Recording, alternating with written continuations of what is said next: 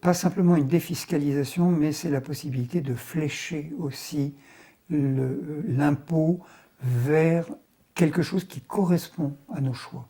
Et ça, c'est vraiment pour moi l'avenir de la société qui est conditionné aussi par cet aspect-là.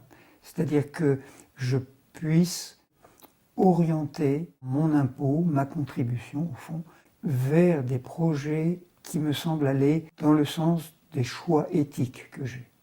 Par exemple, l'agriculture durable, flécher ce qui va comme soutien étatique à l'agriculture, de le flécher plutôt vers l'agriculture biologique, durable, plutôt que vers un fonds anonyme qu'est l'État, parce qu'au fond c'est ça, l'impôt est devenu très anonyme, et ce sont des personnes qui vont faire le choix pour moi.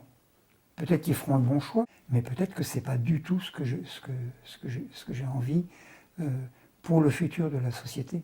Une vraie citoyenneté active, ce n'est pas de demander aux électeurs tous les 5 ans de faire un choix des hommes politiques qui vont orienter selon leurs choix à eux, mais de faire de la citoyenneté en permanence. C'est-à-dire chaque année, avec mes impôts, j'oriente pour l'éducation, pour la culture, etc., mais avec des règles.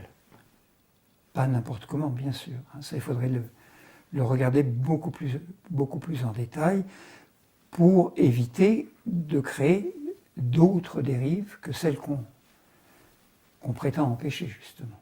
J'appelle le don un peu autrement, moi je l'appelle la contribution.